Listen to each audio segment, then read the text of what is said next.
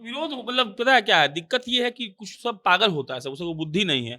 चप्पल पहनने का तरीका नहीं मालूम है, चड्डी कैसे पहना जाता है उसको नहीं पता है। आप जाइए वहाँ, हम तो वहीं से आ रहे हैं, आप जाइए आपका दिमाग खराब हो जाएगा।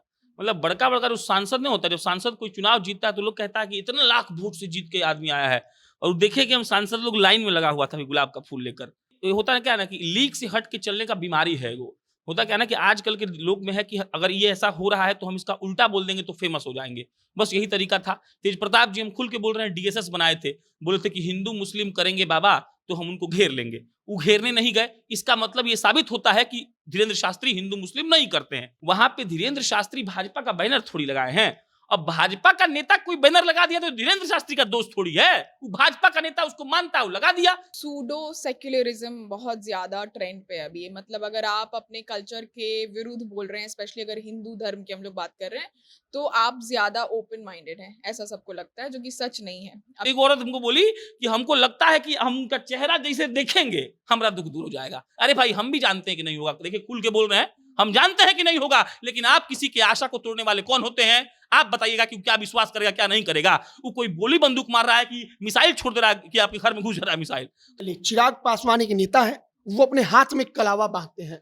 अब चिराग पासवान को लेकर उनके अपने जात का नेता, दलित का जो नेता बन रहा है, वो दिन भर आकर गाली दे रहा है। काहे कि चिराग पासवान कलावा बांध लिए हैं। अरे भाई, अगर बाबा साहब का संविधान तुमको आजादी देता है कि हम तुमको नहीं कह सकते हैं कि तुम हनुमान का पूजा करो जबरदस्ती, तुम अपना भगवान को मानो जिसको मन करे, तो चिराग का आस्था नहीं हो सकता है क्या? नहीं, कोई किसी एक बाबा के ऊपर कोई केस हो गया तो आप बोलते हैं सारे बाबा वैसे हैं। तो वैसे तो फिर वही बात हो गई कि अगर एक मुस्लिम के ऊपर टेररिज्म का अटैक लग गया और वो लोग बोलते हैं कि सब टेररिस्ट है, तो हम कहते हैं कि ये गलत है। तो वो अप्लाई होना चाहिए इस केस में भी कि कोई अगर आके धर्म के बारे में बता रहा है, धर्म का प्रचार करना गलत नहीं है। फॉर एग्जाम्पल कि आरजेडी विरोध कर रहा है तो यादव विरोध करे नहीं। रामकृपाल यादव तो यादव है, वो तो गए थे।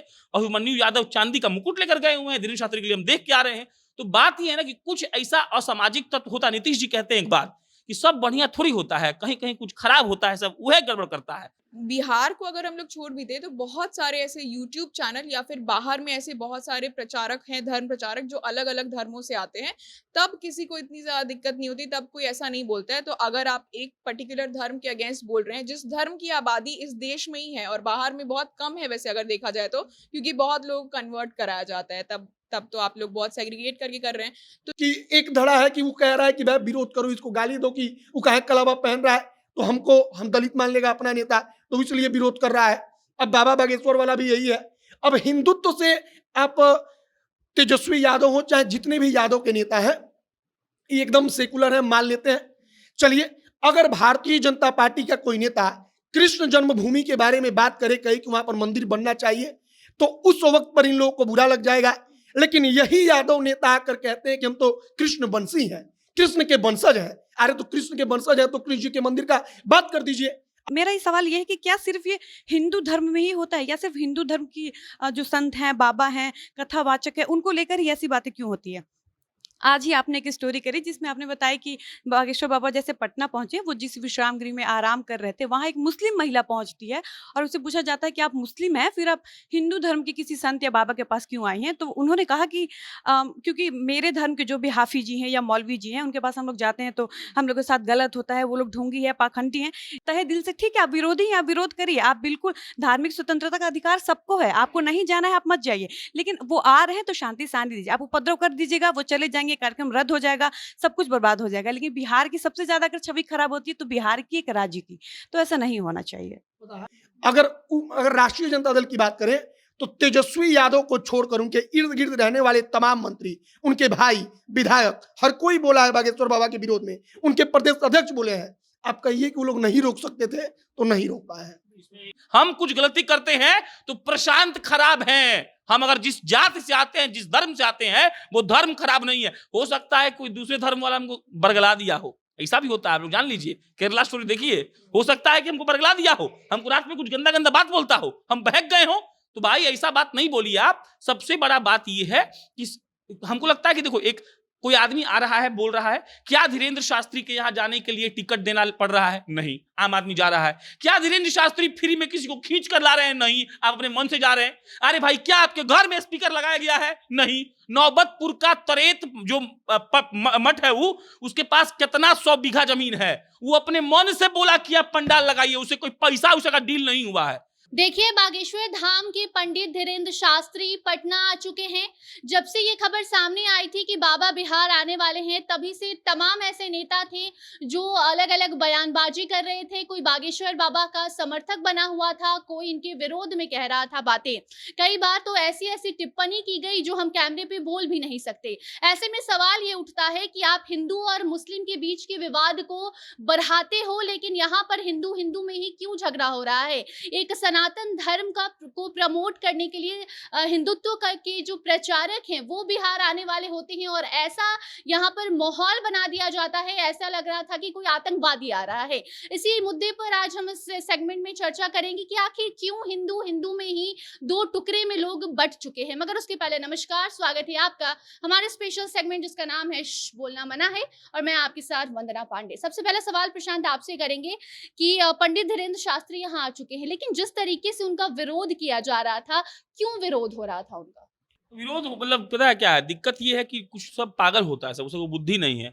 चप्पल पहनने का तरीका नहीं मालूम है, चड्डी कैसे पहना जाता है उसको नहीं पता है। आप जाइए वहां, हम तो वहीं से आ रहे हैं, आप जाइए, आपका दिमाग खराब हो जाएगा। मतलब बड़का बड़का जो सांसद नहीं होता, जब सांसद कोई चुनाव जीतता है तो लोग कहता है कि इतने लाख वोट से जीत के आदमी आया है, और देखे कि हम सांसद लोग लाइन में लगा हुआ था गुलाब का फूल लेकर, और वो 26 साल के हैं भाई साहब, वो निकले जब तो लोग पागल हो गया। मतलब क्या बताएं कि धूल तो उड़ रहा था, लेकिन धूल से ज्यादा फूल उड़ रहा था। आप अगर वहां जाएंगे तो नजारा देखेंगे तो पागल हो जाएंगे। अब आ जाइए मेन मुद्दा पर, बात समझिए। होता है क्या ना कि लीक से हट के चलने का बीमारी है वो। होता क्या ना कि आजकल के लोग में है कि अगर ये ऐसा हो रहा है तो हम इसका उल्टा बोल देंगे तो फेमस हो जाएंगे। बस यही तरीका था। तेज प्रताप जी हम खुल के बोल रहे हैं, डीएसएस बनाए थे, बोले थे कि हिंदू मुस्लिम करेंगे बाबा तो हम उनको घेर लेंगे।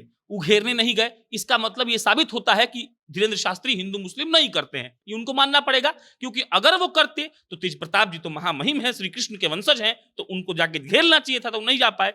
दूसरा बात, कुछ मतलब क्या बताएं कि अनपढ़ मतलब लिच्चड़ पत्रकार लोग हैं, पत्रकार उनको नहीं कहा जा सकता, यूट्यूबर भी नहीं कहा जाता, लिच्चड़ है वो सब क्या कर रहा है कि कह रहा है कि ये तो राजनीति हो रहा है, धर्म है, पॉलिटिकल पार्टी का सपोर्टर है। भाई तुम समझ नहीं रहे हो, वहां पे धीरेन्द्र शास्त्री भाजपा का बैनर थोड़ी लगाए हैं।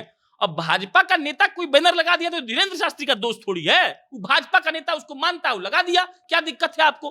कई लोग सेवा करता है, आप देखे होंगे तो लिखता है गौ सेवा दल, तो अब वही है कि गौ सेवा दल काहे लिखवा दिया?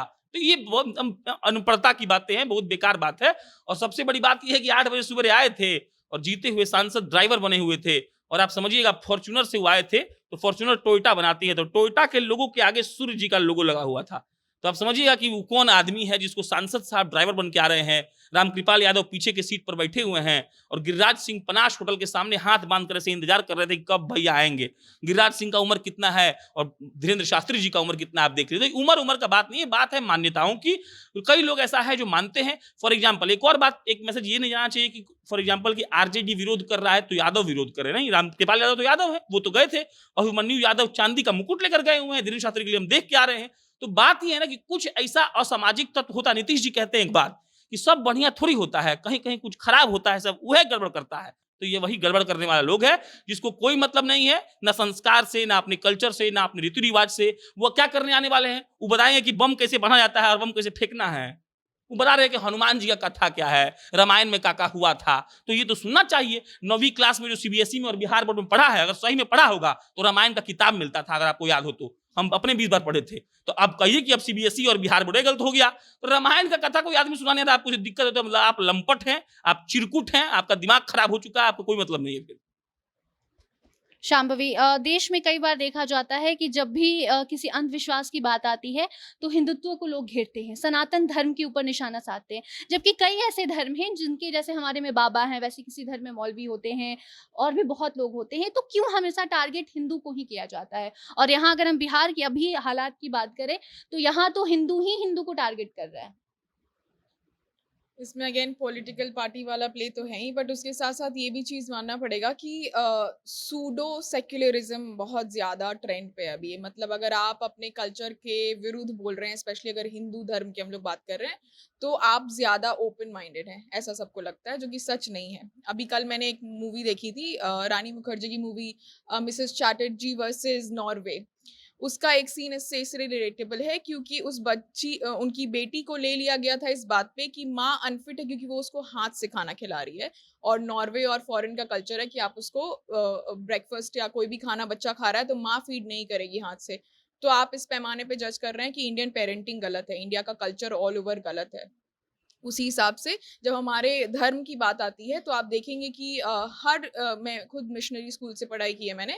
वहाँ पे हम लोगों को बाइबल के पढ़ाया जाता था, प्रेयर्स करवाया जाता था। तब ये तो बहुत बेसिक लेवल से हो रहा है कि धर्म का प्रचार हो रहा है एक तरीके से, लेकिन तब किसी को कोई दिक्कत नहीं हुई। आप देखिए यहाँ पे कितने सारे मुस्लिम स्कूल्स हैं जहाँ पे मुस्लिम एजुकेशन दी जाती है, बहुत ही वाइडली और बहुत ही ओपनली।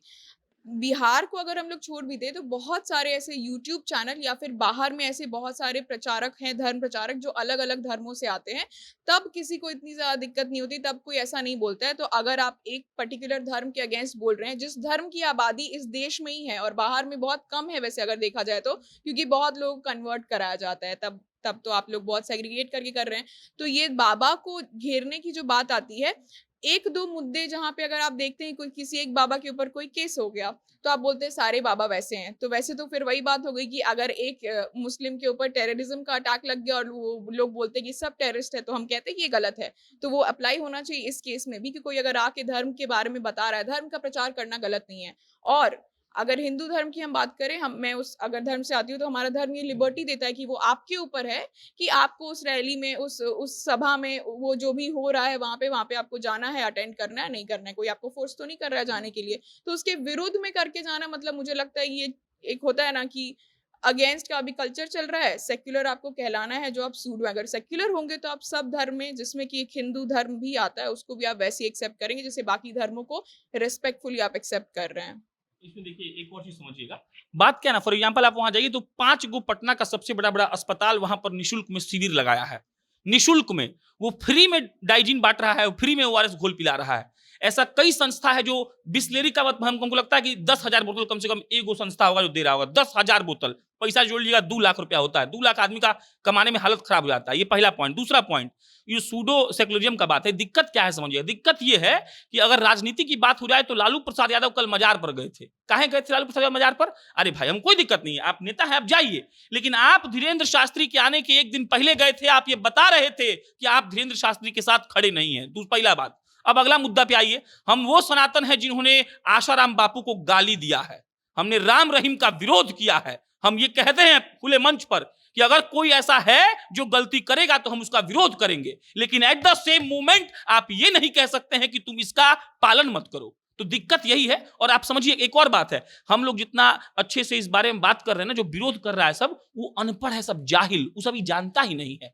उसको बस इतना पता है, वो पॉलिटिकल चीज सोच रहा है बस। अरे भाई, हम देखे कई यादव, कई मुसलमान, कई हिंदू, कई ब्राह्मण, राजपूत, भूमियार वहां सेवा कर रहा है सब, कोनो मतलब नहीं। अरे भाई, औरत सब आई है सीतामढ़ी से पैदल चल के, क्या करने? तो एक औरत हमको बोली कि हमको लगता है कि हम उनका चेहरा जैसे देखेंगे हमारा दुख दूर हो जाएगा। अरे भाई, हम भी जानते हैं कि नहीं होगा। देखिए, खुल के बोल रहे हैं, हम जानते हैं कि नहीं होगा, लेकिन आप किसी की आशा को तोड़ने वाले कौन होते हैं? आप बताइएगा कि क्या विश्वास करेगा, क्या नहीं करेगा।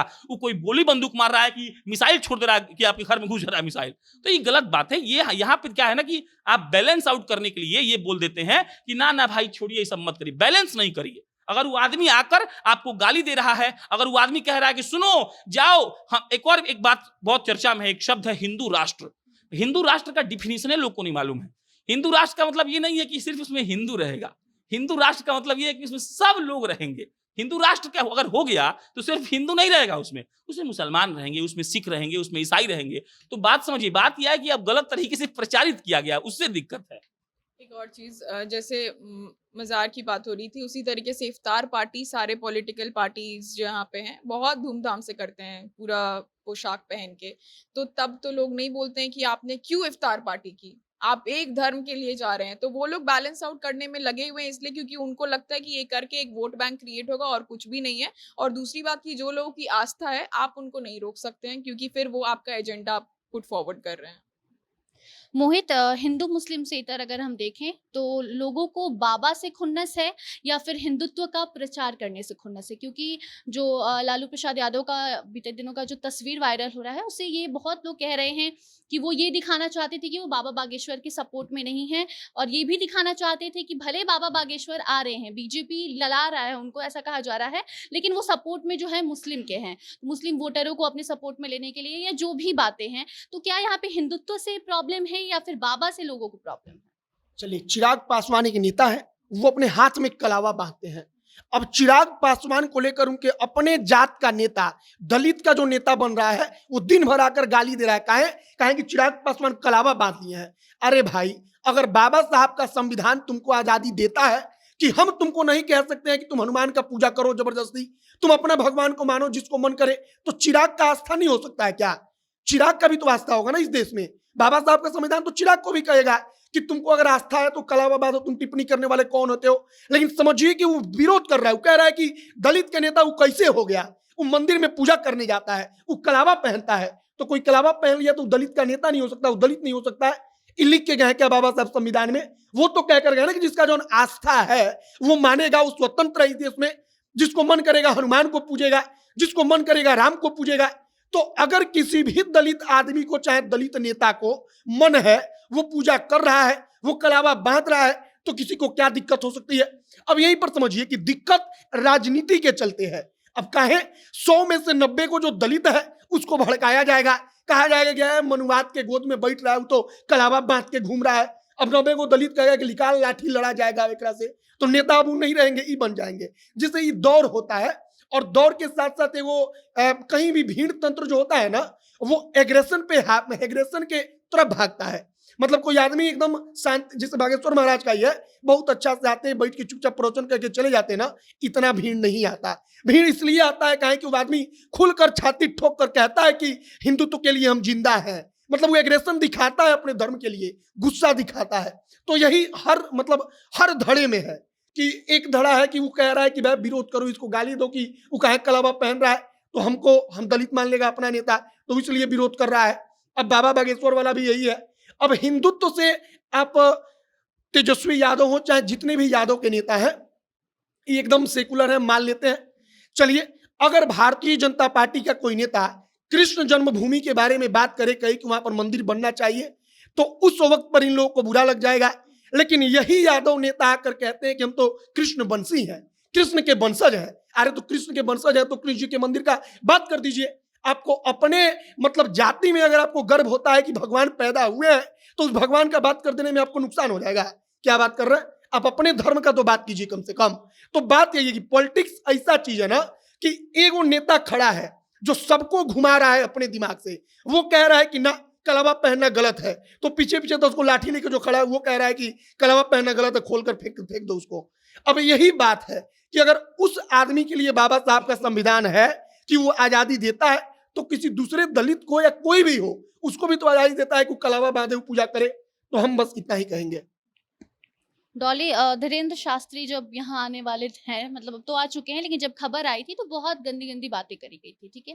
एक टिप्पणी ये थी कि धीरेन्द्र शास्त्री जो कहते हैं कि हम आपके मन की बात पढ़ लेते हैं, ऐसे में वो महिलाओं को, या फिर जो कहते हैं कि हम भूत किसी का उतार देते हैं, तो महिलाओं के कपड़े वो उतरवा देते हैं, ठीक है, ऐसी टिप्पणी की गई थी। तो इससे समाज पर क्या असर पड़ेगा जब ऐसी बातें खुद के हिंदू धर्म या फिर कोई भी धर्म हो, जब किसी बाबा को लेकर जो भगवान के काफी करीब हैं, वो भगवान नहीं है लेकिन भगवान हमसे ज्यादा वो करीब हैं क्योंकि दिन रात वो भगवान से कनेक्टेड हैं, ऐसे आदमी के बारे में जब ऐसी बातें कही जा रही है कि वो महिलाओं के कपड़े उतरवा रहे हैं, महिलाओं के साथ अभद्र बातें कर रहे हैं, तो इससे समाज पर क्या असर पड़ेगा? देखिए, ये कोई पहला केस नहीं है जब बागेश्वर बाबा के बारे में इस तरह की बातें हो रही हैं। इससे पहले भी हिंदू धर्म में ऐसे कई बाबा रहे हैं या फिर ऐसे कई संत हैं जिनके ऊपर ऐसे कई तरह के आरोप लगे हैं। अभी हम एक आर्टिकल पढ़ रहे थे, उसमें था कि हरियाणा में कोई एक संत है, उनका एक मंदिर है, वो वहीं पर बैठते हैं और उस गाँव की कई पंजाबी औरतों को बुलाते हैं और कहते हैं कि मेरे पास शक्ति है, हम किसी के प्रॉब्लम का सॉल्यूशन करते हैं। तो वो करते क्या है कि महिलाओं को कहते हैं कि आप रात में 12 बजे के बाद आइएगा। पहली बात तो ये कि कौन सा ऐसा प्रॉब्लम है कि वो 12 बजे के बाद ही देखा जा सकता है, क्योंकि आमतौर पर लोग बहुत इमरजेंसी में रात में डॉक्टर के पास जाते हैं, तो इलाज है तो अगर वो दिन में भी हो सकता है, तो वो करते क्या है कि 12 बजे रात में औरतों को बुलाते हैं, उनके साथ यौन उत्पीड़न करते हैं, शारीरिक तरीके से उनको तंग करते हैं, उनके साथ गंदी हरकतें करते हैं, और तो और उन सारी चीज़ों को वो ऐसा हम पढ़ रहे थे आर्टिकल में कि उसी मंदिर में वो कैमरा लगाए हुए हैं, जहाँ वो पूरा वीडियो रिकॉर्ड करते हैं, उसके बाद जो औरतें चली जाती हैं उनको ब्लैकमेल करते हैं और उनसे पैसा ऐंठते हैं। जो औरतें नहीं देती हैं उनको धमकी उमकी देते हैं। तो बहुत सारी औरतें जो अपने पति के डर से, समाज के डर से इसका विरोध नहीं कर पाई, चुप रहीं, सहती रहीं, लेकिन 1-2 महिलाएं हैं जो हिम्मत दिखाई और इसका विरोध किए, तो खैर वो पकड़ा गया। तो ये कोई पहली बार नहीं कि बागेश्वर बाबा पे ऐसा आरोप लगाया जाए, और पता नहीं इस बात में कितनी सच्चाई है कि बागेश्वर बाबा, क्योंकि बागेश्वर बाबा को लोग जितना जानते हैं वो एक कथावाचक है, वो प्रवचन देते हैं, वो हनुमान जी की, राम जी की, प्रशांत ने बताया कि वो कथा सुनाते हैं। वो कोई, ठीक है, उनके ऊपर ढोंगी और पाखंडी होने का आरोप लग रहा है, लेकिन जनरली लोग उनको इसी तरीके से जानते हैं कि वो कथा सुनाते हैं। दूसरी चीज़ कि मेरा ये सवाल ये है कि क्या सिर्फ ये हिंदू धर्म में ही होता है, या सिर्फ हिंदू धर्म की जो संत हैं, बाबा हैं, कथावाचक है, उनको लेकर ही ऐसी बातें क्यों होती है? आज ही आपने एक स्टोरी करी जिसमें आपने बताया कि बागेश्वर बाबा जैसे पटना पहुंचे, वो जिस विश्राम गृह में आराम कर रहे थे, वहां एक मुस्लिम महिला पहुंचती है और उससे पूछा जाता है कि आप मुस्लिम हैं, फिर आप हिंदू धर्म के किसी संत या बाबा के पास क्यों आई हैं? तो उन्होंने कहा कि क्योंकि मेरे धर्म के जो भी हाफी जी हैं या मौलवी जी हैं, उनके पास हम लोग जाते हैं तो हम लोग के साथ गलत होता है, वो लोग ढोंगी है, पाखंडी हैं, इसलिए मैंने बागेश्वर बाबा को कहीं यूट्यूब या फ़ोन में देखी होगी, तो उसको लगा कि उसको विश्वास था कि हम यहाँ आएंगे तो बाबा मेरे मन की बात समझ लेंगे, मेरी समस्या का समाधान कर देंगे। इसके अलावा केरल में भी एक हम आर्टिकल पढ़ रहे थे कि केरल में एक जगह है जहाँ के क्रिश्चियन धर्म में बताया जा रहा था, ईसाई धर्म में वहाँ तो फादर सिस्टर का कल्चर चलता है, तो वहाँ के जो फादर हैं, उनके यहाँ जो सिस्टर जाती हैं अपनी प्रॉब्लम लेकर, पहले वो महिलाओं के साथ सोते हैं, उनके साथ सेक्स करते हैं, उसके बाद उनके प्रॉब्लम का सोल्यूशन करते हैं। तो ऐसा नहीं है कि ये सिर्फ हिंदू धर्म में ही है। अगर आपको टारगेट करना है और पाखंडी ढोंगी कहना है तो आप हर धर्म के हर बाबा संत को करिए, सिर्फ हिंदू धर्म में ही ऐसा नहीं है। दूसरी चीज़ की आप बहुत विरोध करने वाले थे, आप एयरपोर्ट पे, हाँ, वो सब रोकने वाले थे, आप उनको बहुत तैयारी करके रखे थे कि वो हिंदू मुस्लिम करते हैं, लेकिन बागेश्वर बाबा तो खुद एक्सेप्ट कर रहे हैं कि हम सिर्फ हिंदू की बात करते हैं, हम तो हिंदू मुस्लिम की बात करते ही नहीं है। दूसरी बात कि ठीक है, आप विरोध कर लेते, आप अगर चाह लेते कि वो नहीं आएंगे तो वो नहीं आते, क्या करते, उनके पास कोई ऑप्शन नहीं था, वो लौट जाते। लेकिन इससे होता क्या, इसका सामाजिक एक संदेश क्या जाता, यही जाता ना कि बिहार की छवि खराब होती, क्योंकि 3 से 4 लाख लोगों का तैयारी करना, इस तरीके का पूरा आयोजन का एक शेड्यूल करना, सब कुछ ही बहुत बड़ी बात है। दूसरी बात ये कि वो चले जाते तो एक मैसेज क्या जाता कि बिहार की छवि ही तो खराब होती कि बिहार वासी कैसे। आपके यहाँ अगर कोई आता है तो आप तहे दिल से, ठीक है, आप विरोधी हैं, आप विरोध करिए, आप बिल्कुल, धार्मिक स्वतंत्रता का अधिकार सबको है, आपको नहीं जाना है आप मत जाइए, लेकिन वो आ रहे हैं तो शांति दीजिए। आप उपद्रव कर दीजिएगा, वो चले जाएंगे, कार्यक्रम रद्द हो जाएगा, सब कुछ बर्बाद हो जाएगा। लेकिन बिहार की सबसे ज्यादा अगर छवि खराब होती है तो बिहार की, एक राज्य की, तो ऐसा नहीं होना चाहिए। पता है, हर तीसरा दिन राजद का कोई ना कोई नेता आकर आसाराम राम रहीम का नाम लेता है। अगर हिम्मत है तो लोग जाकिर नाइक का कितना बार नाम लिया है, पिछले 1 साल में कितना बार नाम लिया होगा। ये राजद का विधायक लोग आकर, मंत्री लोग आकर कह देते हैं कि बाबा साबा सब आसाराम जैसा है, राम रहीम जैसा, सब जोड़ देता है वो लोग आकर। क्यों नहीं वो लोग कह देते हैं कि जितना मौलवी है जाकिर नाइक जैसा होता है, कह देंगे, वो लोग नहीं कह सकते हैं। तो बात समझिए कि वो एक बांट रहा है लोग समाज को। 2024-2025 उन लोग के दिमाग में है, वो लोग जान रहा है कि अगर हिंदुत्व के नाम पर वोट हुआ तो हमको नुकसान हो जाएगा, हम अगड़ा पिछड़ा कर देते हैं। हम एक मैसेज डालते हैं कि बाप रे बागेश्वर महाराज तो ब्राह्मण है, उनके इर्द गिर्द घूमने वाला सब ऊपर जात वाला है, अपर कास्ट वाला है, छोटा जात वाला क्या करता है तो दरी बिछाता है। वो इस संदेश डाल रहे हैं अपने समर्थकों में कि तुम लोग मत जाओ वही जाए, और वो जान रहे हैं कि संदेश जाएगा तो हमको पॉलिटिकल रूप से फायदा होगा। बस इतना ही संदेश डालने की कोशिश पिछले 1 महीना से बिहार में चल रही है, और ऐसा कोई बात नहीं है कि बागेश्वर महाराज को रोकने की कोशिश नहीं की है। अगर राष्ट्रीय जनता दल की बात करें तो तेजस्वी यादव को छोड़कर उनके इर्द गिर्द रहने वाले तमाम मंत्री, उनके भाई, विधायक, हर कोई बोला है बागेश्वर बाबा के विरोध में, उनके प्रदेश अध्यक्ष बोले हैं। आप कहिए कि वो लोग नहीं रोक सकते थे तो नहीं रोक पाए हैं। इसमें एक बात बताते हैं आपको, हम एक किस्सा सुनाते हैं। अफजल गुरु का बेटा जो था ना, जब 10वां पास किया, हम कोट कर रहे हैं, नाम नहीं लेंगे, हमको नाम भी याद है, बहुत बड़ा हस्ती लिखा था कि क्या एक आतंकवादी के बेटे को 10वीं पास करने का हक नहीं है? क्या एक 10वीं पास करने वाला बच्चा इंजीनियरिंग करना चाहे तो भारत सरकार उसको फ्री में नहीं पढ़ा सकती है? क्यों? क्योंकि उसके घर कोई कमाने वाला नहीं है। एक आतंकवादी का क्या कोई मूलभूत अधिकार नहीं है? ये उसके लिए कहा गया जो पार्लियामेंट फोड़ दिया।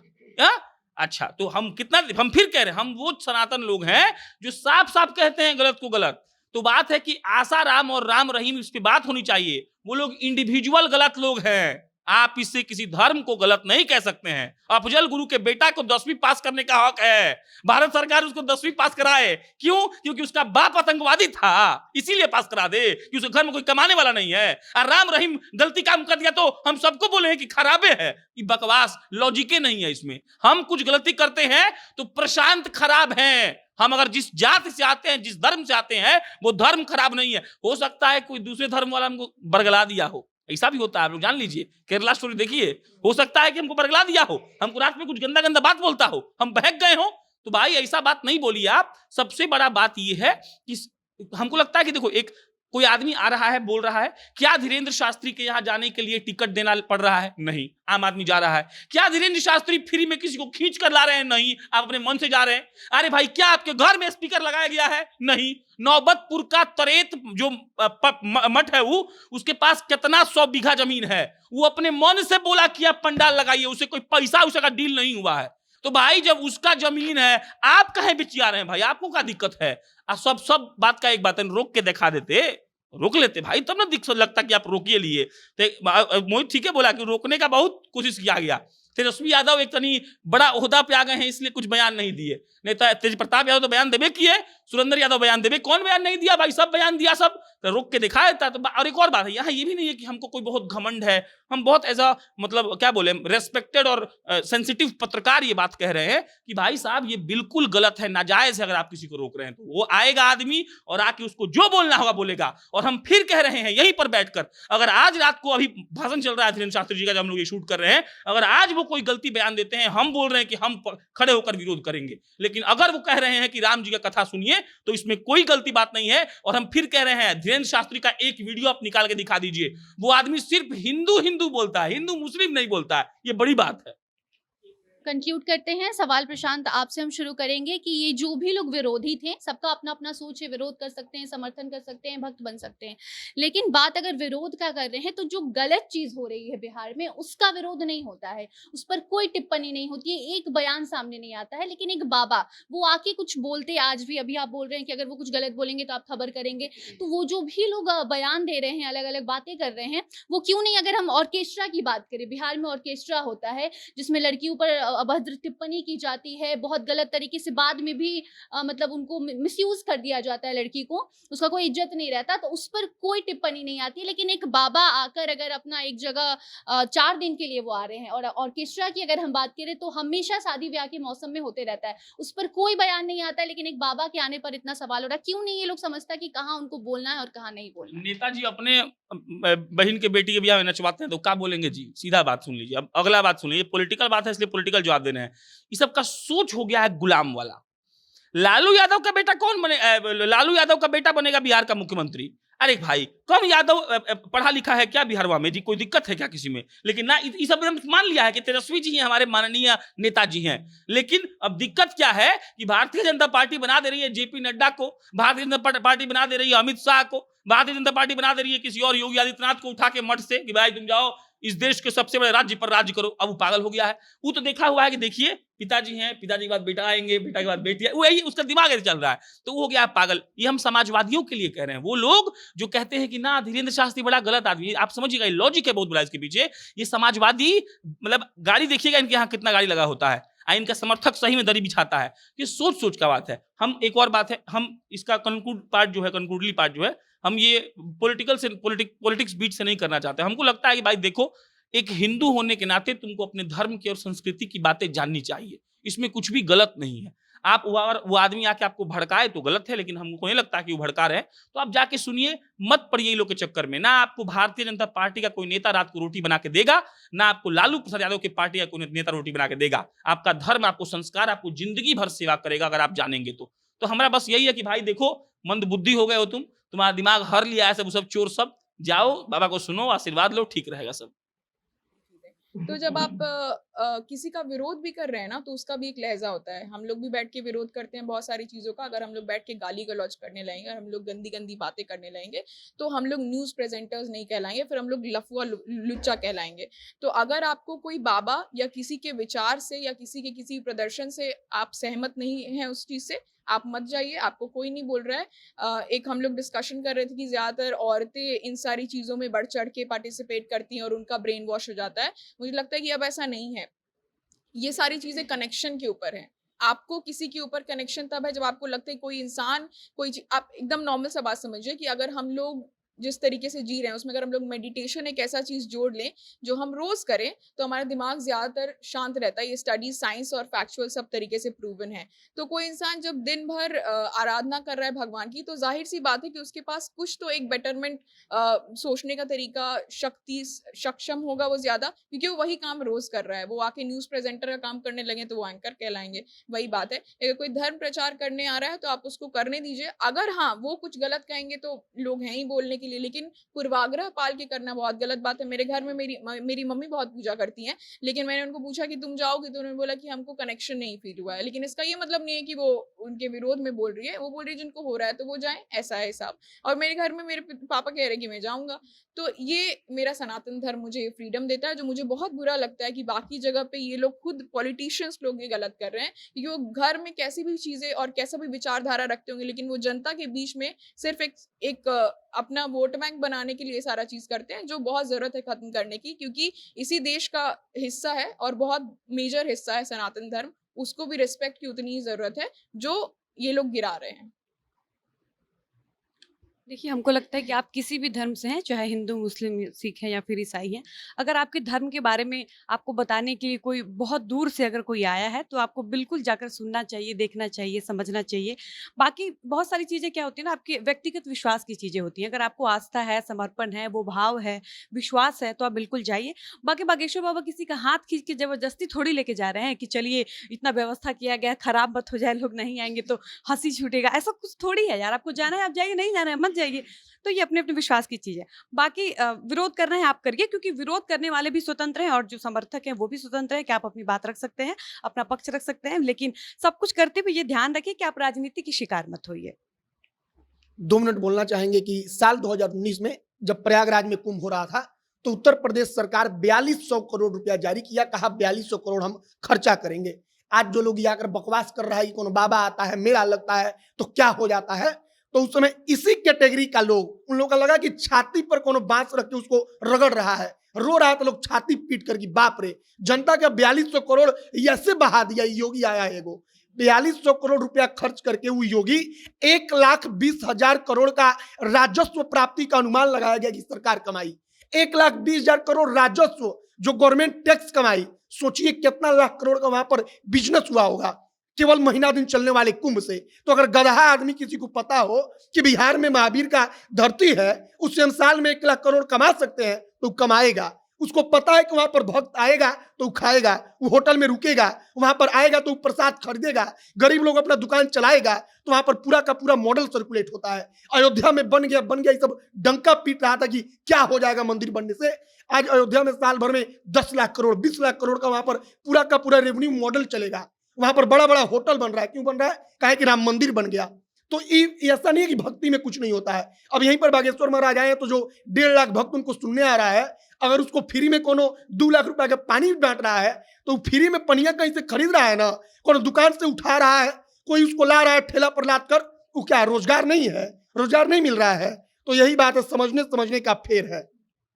इसमें एक लास्ट टिप्पणी कर दे रहे हैं, जहां साइंस खत्म होता है ना, वहीं से शुरू होता है भागवत गीता।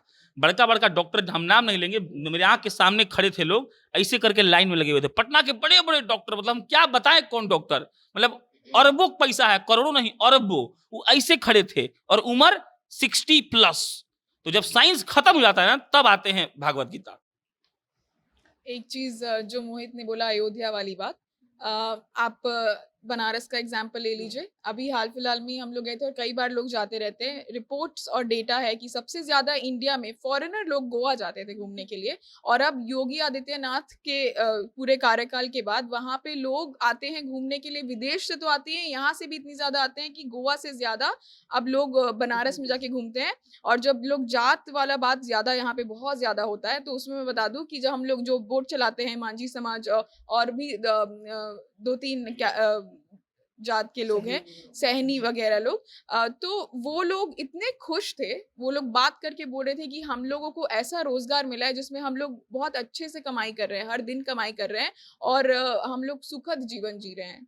तो अगर किसी चीज के एस्टैब्लिशमेंट से, किसी चीज को सुंदर बनाने से, ब्यूटीफाई करने से, जो आपका कल्चर है उसको उजागर करने से किसी का घर, किसी का समाज पूरा बस रहा है, तो उसमें कोई किसी को रोकने की जरूरत नहीं है। देखिए, 2 बातें, एक पहली बात ये है कि अतिथि देवो भव हमारे देश में चलता है कि आपके घर में कोई भी आए, भले आपका दुश्मन ही क्यों ना हो, आपको पानी पिलाना होता है। तो अगर बाबा, तो ये तो सनातन धर्म के आ रहे हैं, जिसका सरकार चल रहा है उसी के बाबा आ रहे हैं। लेकिन अगर कोई और धर्म के बाबा, मौलवी कोई भी आता तो आपको उसका स्वागत करना चाहिए था। और दूसरी बात ये है कि अगर कुछ वो गलत करते तो आपको सवाल उठाना था। ऐसे बयानबाजी करके वो बाहर के जो लोग देख रहे हैं वो क्या सोच रहे होंगे आपके राज्य के बारे में, ये आप खुद समझ सकते हैं। जब दूसरी जगह ऐसा कुछ होता और तब आप बोलते कि वो तो भगवान के बारे में ही बातें कर रहे हैं, क्योंकि यहाँ पे एक्टर एक्ट्रेस आते हैं, उनको कोई पूछने तक नहीं जाता। लेकिन एक भगवान से जुड़ा इंसान आ रहा है, वो भगवान नहीं है लेकिन वो भगवान से जुड़ा। और जो भी लोग वहाँ 3-4 लाख पहुंच रहे हैं, वो अपना काम धाम सब कुछ छोड़ के पहुंच रहे हैं, इसलिए नहीं क्योंकि वहां पूजेंगे और बाबा अर्जी सुनेंगे, उनकी सारी मनोकामनाएं पूरी हो जाएंगी, समस्याएं दूर हो जाएंगी, बल्कि इसलिए जा रहे हैं ताकि एक अलग माहौल मिले। प्रशांत आज वहां से आए हैं, दिन भर थक के आए हैं, लेकिन फिर भी बैठ के उनके बारे में बात कर रहे हैं और जो सही बात है वही बता रहे हैं आपको। क्यों? क्योंकि एक अलग माहौल से आए हैं। दिन भर जहां आप रहते हैं वहां जातिवाद, पॉलिटिक्स, यही सब होता है, लेकिन वहां जाके भगवान के बारे में बातें हो रही हैं, तो वहां आपको उसका ये जो आप समर्थक हैं उनको आप गलत नहीं बता सकते। बाकी आप बाबा बागेश्वर को लेकर और जो बिहार में कार्यक्रम हो रहा है उसको लेकर आप क्या कहना चाहते हैं, अपनी प्रतिक्रिया जरूर बताएं। अगले हफ्ते नए मुद्दे के साथ आपके सामने हम हाजिर होंगे। धन्यवाद।